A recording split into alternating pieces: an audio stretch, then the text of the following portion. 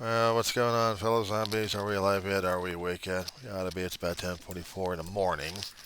So it's October 15th, 2024. About a few weeks away from Halloween, aren't we? Yeah, we're already having a horror shows concerning about more and more politics driving people insane. What else is new? Shout out to the Reverend Ed Trevors of Nova Scotia. To the artist in recovery. What's going on, dude? Me, I'm just checking things out again, seeing how we all like to blame everybody else for everything else going on. Why not? It's terrifying, isn't it? FEMA's getting yelled at. FEMA's workers getting threatened by Trump supporters or Trump ilk, I call them. Kind of sucks. We're all dealing with deprivations of every sorts. Imagine being in a disaster area and you don't have enough material coming in because of one particular senator thinks it's inappropriate for it. And yet, if you're one particular sex who depends upon it because of biological needs, it's not needed. Yeah, I came across Senator Edwards' mouth online. He doesn't like tampons. He's not a woman, so he doesn't know, but he's blaming people and being mouthy about things as normal. Ignorant, very ignorant of things. Trump in his mouth still spewing off everything else, blaming everybody else, and famous brokered and hell, and you get $750. That's about it, and that's all you get according to his insanity. Yet the officials keep saying no, it's for emergency services up front. It's not credit, it's cash, aid, assistance, emergency, right then. You apply for FEMA's aid. You get uh, how emergency funding, short time to get things started while the rest of the paperwork continues on. If you need to go to a motel if you don't have the cash for it, they got cash. If you need to get food assistance, you need to buy from other places that you can't get. Okay, fine. Here's the cash to do it. Find a place to sleep and eat. Nothing wrong with that.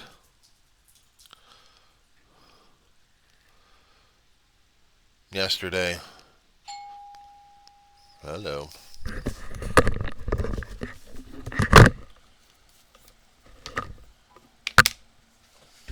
47. Let's see what's going on.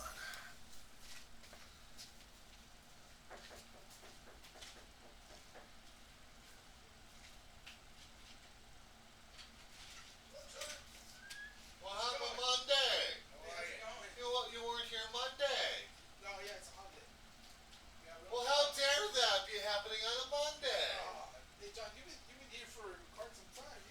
Yeah, but you know, gotta give me a little bit of rest, Nick. What you fun or what? Kitchen? Go ahead. How the hell you been doing now? I'm pretty busy. Dealing with this gentleman here, and then a bunch of work. I got a lot of work with. That's a four-letter word, isn't it? Yeah, We're doing the whole unit, you said? access wares. Yeah, accessible areas. She's still out of it today. Yeah, she okay? Yeah. How's your lights? Your lights, everything working? Yeah, lights are still working at this Oh, point yeah. over here. School's going okay? Online, yeah. I'm looking for. We're looking for 24. No, 16. Yeah, just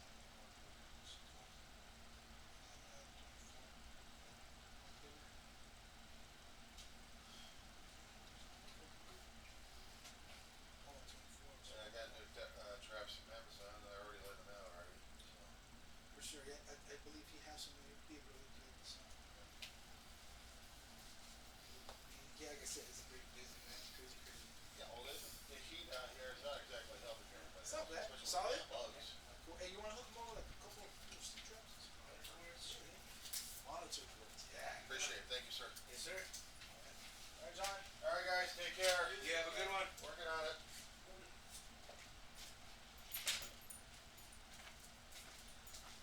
know, honey, I know. Come here. Come here.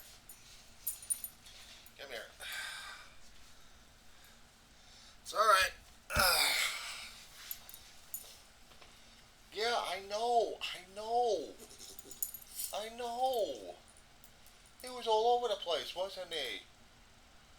He wasn't even in the kitchen, though. But, hey. Alright. I know, honey. I know.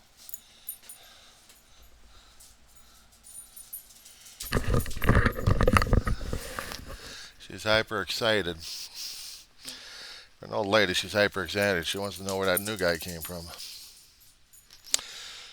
Because yesterday was Indigenous Peoples / Columbus. And yesterday was Monday. It was a holiday. Orkin usually comes on a Monday. So,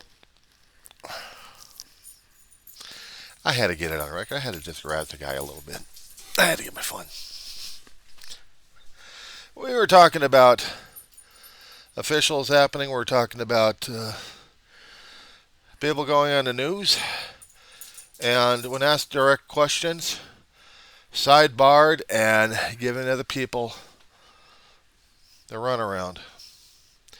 I couldn't deal with that one. But they can't be truthful to the people or trying to tell them things about happening.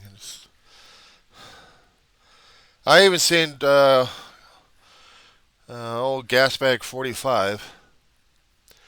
I call him Gasbag 45 because he's full of hot air and gaslighting people left and right. He's orange because of that orange thing on his face, whatever the hell it is. Now, it's either natural or artificial, but I don't know why he keeps looking like a damn orange gas bag. He does. He talks like one, too. And he's number 45th because he was, unfortunately, the President of the United States for number 45. I won't, as far as I can try, not use that name. How to screw up a perfectly good card game, because his name is something that you would use in a card game to overpower an enemy, or actually overpower not an enemy but an opponent, especially when you're playing card games. Say for example, if you're doing fish and you got a card that's higher than that, or even trump, or actually in spades, you trump. Okay, I trumped your card here. I take it over. I can't use the name Trump ever again. I can't. Even Udo, you could use the same word. I can't use it. It's already been desecrated. It's already been mutilated because of that name and the actions of one particular person and followers. So I can't use it anymore, or limited access anyway. So that's all right. I'm not going to stress over it. I'm not going to stress over it much. But I heard at one particular rally that he was having people having health issues. I think I talked about it in the last video on this one here. But imagine having that happen again. I mean, one particular area in Coachella has an evening rally, and then leaves people stranded. Only very few buses working. He doesn't care. Gets on a jet, flies off to the next place. He's bouncing and bouncing and bouncing and bouncing. He thinks he's got the energy for this damn thing. And from what the independents are reporting, and also what the corporate media's been posting at this point, it's weird. So that's what it is. Weird. So now we get to listen to other people complain about him. Complain about the followers left and right. If that's so fine, I don't know what else is. But as I said before in one particular portion,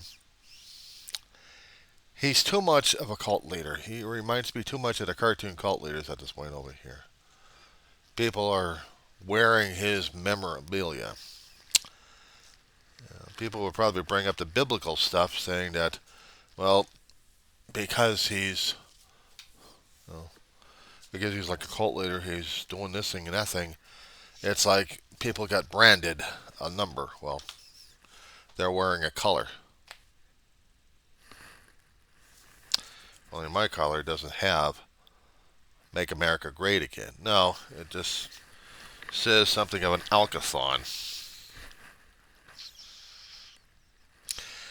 The Open Doors 33rd Annual Alkathon.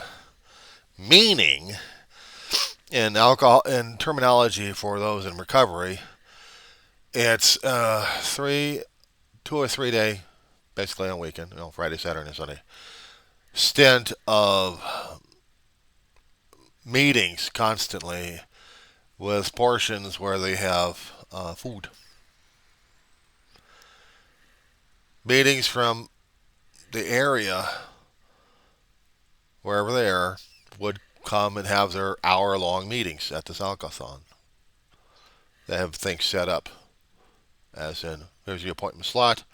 You have your people over here, and you can mingle with us because you guys are already mingling anyway.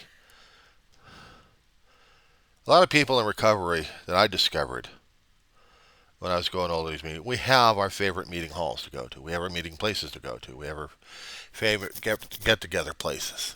And we know the other places that we can go to. If one particular place we feel like we don't need to go to, but we can go to another place and feel part of it, but still engage in our recovery. So when you have an alkathon, it means meeting halls from different areas are mingling at one particular area. Whenever their time comes up for their annual anniversary of being in existence, they have their own little 3-day stint. And coordinated and information passed around by a regional office tells the person, yeah, well, this person's having an alkathon over here at this date. This section over here is having an alkathon at this point over here. And this one's having it over here. So it's crazy. It's crazy. But it's happening. So when this happened a long time ago, my brother and I, God rest his soul, we went over to the Open Door. It was still located right by H8. No, if you're in Lancaster by the Sierra Highway Freeway, no, actually from Sierra Highway Street, and also by the railroad, rail areas. In that area of H8 and Sierra Highway, the meeting hall is there. And they would have people coming over all the time. Different meeting halls would come over. When they have an alkathon, that's the time when they usually start mingling in that particular hall. If another group had one, they'd also do it. I mean, there's several groups out here in the Antelope Valley, California, and all over the place. So, you talk program. You go through an hour-long meeting process. And then you probably wait for an hour or two, mingling, and then another meeting happens, and another meeting happens, and another meeting happens.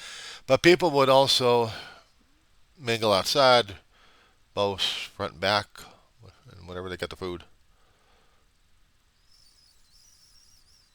No music playing, because they don't want to disturb the meeting. But they will mingle and talk and schmooze and everything else.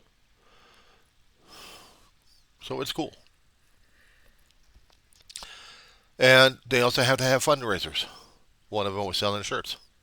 My brother and I got shirts in our sizes during those days. I was actually able to wear a 3X with no problem. Now these days, well, it's a clean shirt anyway, so I'm not going to argue about it. And it's also red. Got a big bullseye in the back. A big circle with a triangle in it. I call it a bullseye. But that's what it is. And that's all it is. But people probably could see this in the distance, thinking, he's MAGA because he's wearing red. Well, shit, try this one. What do you see hanging behind me? Baseball season. Division's up. Once division's been won, hopefully, the Dodgers come out ahead, they're out for the series. I bring these things out every time we get into that kind of level. Barely fit into them, but I can. So it's all right. So what else? But these things matter to me because you can't have a maggot in there, but unfortunately maggots all over the place.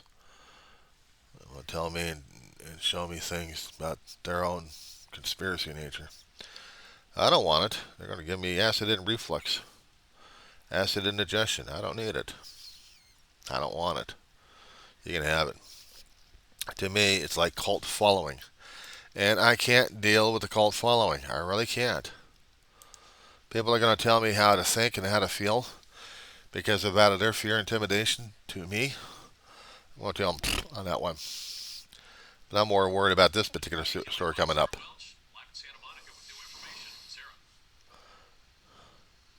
Glenn and Lou. Good morning. Yeah, we have some new information to report. Santa Monica police say this shooting on the campus was a case of workplace violence and not a random act. Now, Santa Monica police, they're leading this investigation and believes this shooting was isolated.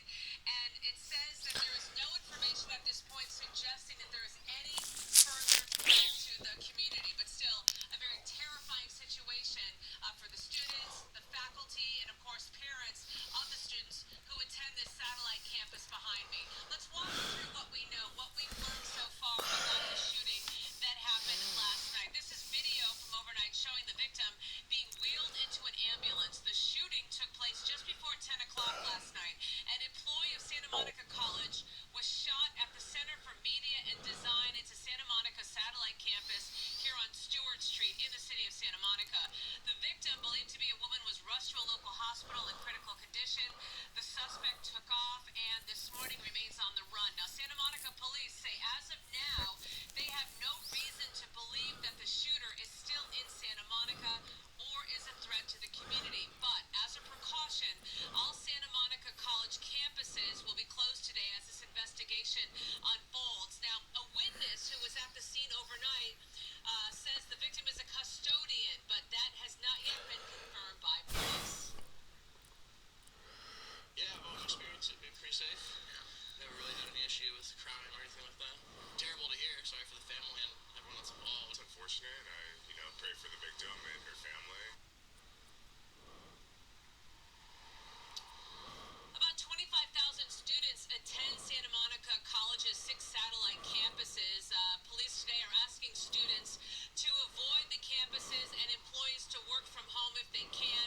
Santa Monica police say they are providing extra patrols around the campuses for the safety and well-being of the students, the parents, faculty, and staff. Now, we do have calls into Santa Monica police for more information about the circumstances of this workplace shooting, what led up to the gunfire, and we are expecting an update from Santa Monica police later today, and as soon as we get it, we'll of course bring it to you. For now, Lou and Glenn, we'll send it back to you in Hollywood. Yeah, this is the kind of thing that would drive me nuts at this point. I go to a campus. When I was actually able to walk onto a campus and be a student, partake, and just feel like I'm part of it. Part of the scene, part of the community, doing my thing about learning of stuff. But I always had that sick feeling inside of me about what if. This is the thing that drives me crazy is the what if coming to life on this one. And yeah, that does upset me a great deal. Now, this is just something that used to be called going postal. That terminology has been out there since I think 70s or 80.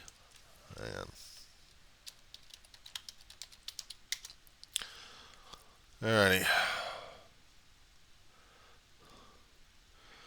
Somebody tried to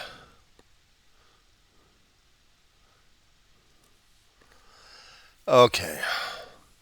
Try this one. I can just get the. Somebody never knew. I thought it was out here in L.A., but somebody was trying to dig information out, so they thought it was happening back east, and we just got the thing over here.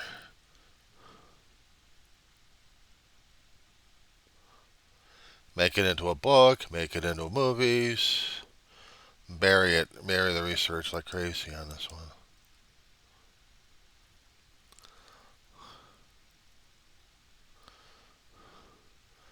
Kind of drives me crazy on that one.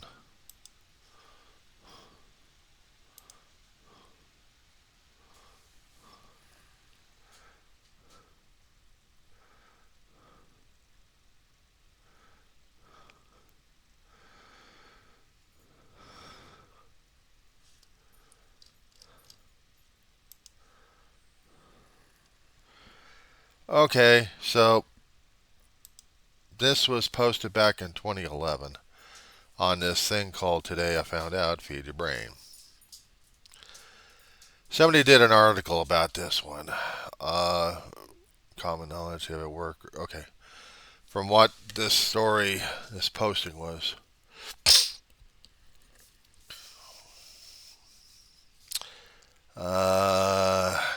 First known publication of the term going postal was in St. Petersburg Times, December 17th, 1993.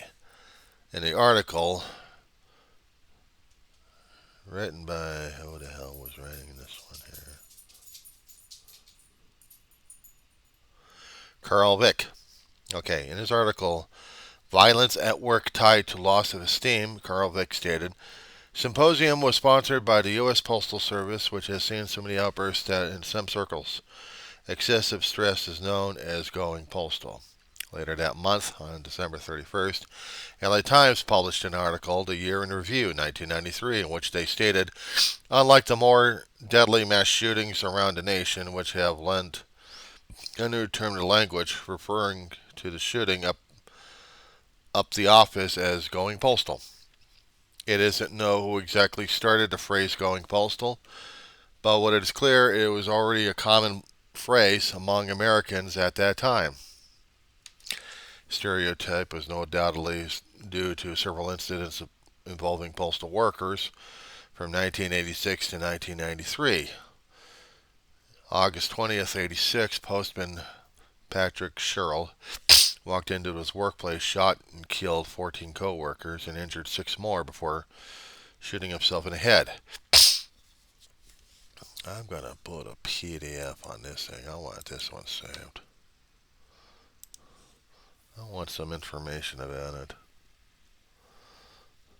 Because I remember reading those kind of and hearing about it, and it was just kind of freaking me out during those days. Because from 86 onwards, let's see, from 85 to 87, college student. We didn't hear anything about shootings happening on college student places, but in other places we did.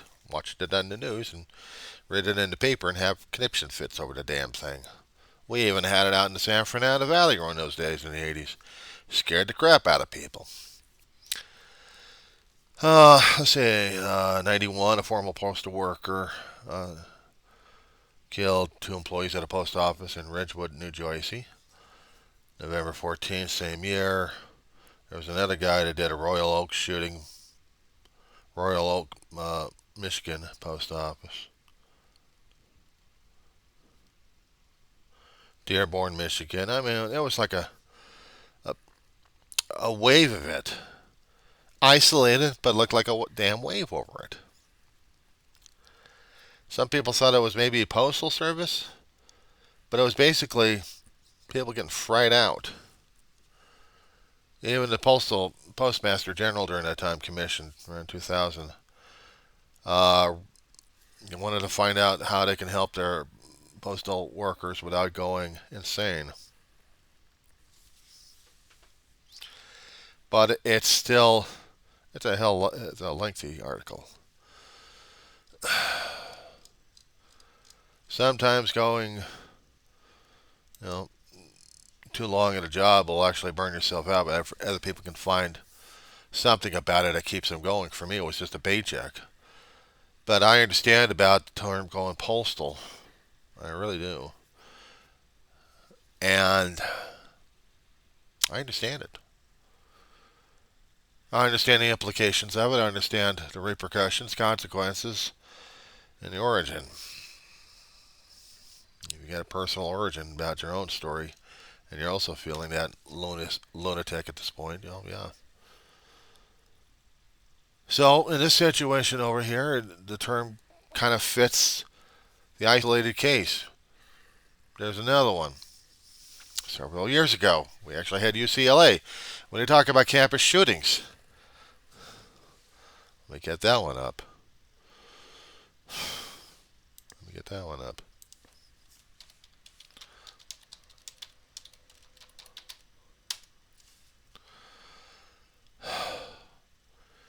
2016. Freaked out my brother and me. This happened June 1st. Murder-suicide. Apparently there was a student, an undergrad, was going to his professor for something.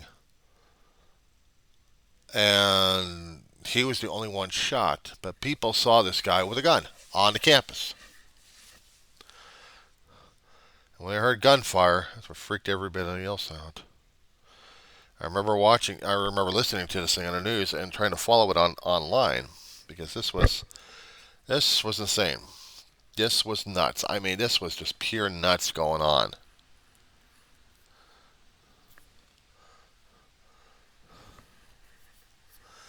We heard about it. We were watching. We were trying to gather whatever news sources we had, and from the newsroom of UCLA Education. This was dated June 1st, 2016. They said 2 men died that morning in apparent murder-suicide in engineering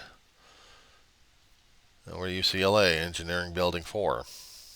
Caused a campus-wide lockdown, canceled classes and evening activities.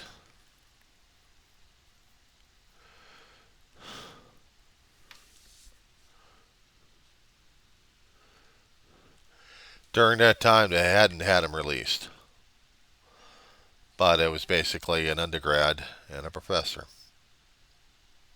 What we learned long after that.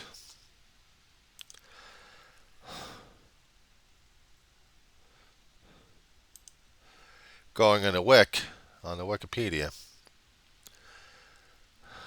Gunman, they identified as a 38-year-old former UCLA student, a PhD.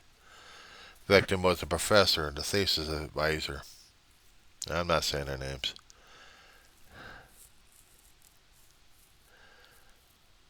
But there was also something else. Apparently, the student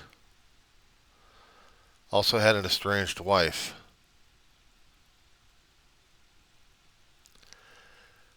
And she was shot and killed by her estranged husband days before the UCLA shooting. Yeah, insanity can come in a hell of a lot of things. It could be school shootings and everything else locking you down left and right. I'm not saying that as flippant, because this is still scary as hell. Now, I think about these things. Every time I'm on a campus, I think about these things because I worry about shootings happening outside the campus. I worry about the shootings happening inside the campus. I also worry about if our school is going to be withstanding an earthquake. And coming across so many decades of hearing shootings at different places, and then campus shootings started increasing more, I'm like, okay, this is going to be driving me nuts. Sorry, I got itchies all over the place. So yeah, this does scare the hell out of me. Now, because of COVID that locked us down, basically, I've been used to more and more online because I think it's a lot more, weirdly enough to say it, safer for me. But I'd rather be going back onto campus or walking onto campus and just being there. The hardest thing I think my brother had to put me through just before I started the campus, going back to school, because he knew that back in the 80s and now are two different times and two different eras. And we didn't think about shootings back then as much, except people going postal and losing their brains at job sites. But do you lose it at a college campus? And these days, you have too much of it happening, where workplaces and colleges and anywhere else is dangerous enough. So he made me watch this Los Angeles County Sheriff's Department video about how to deal with a situation like that. I kept it in the back of my head every time I'm walking on the campuses and walking anywhere else that has a lot of public massing at. Stores would be like that. Malls would be like that. Scary enough. Scary enough that schools would be like that more. Students would be popping off. Other adults coming on there would be popping off. At a university, an undergrad popping off his physics professor. Actually, his engineering professor. And then, actually, I think it was physics. And then, I guess this guy had nothing else to live for.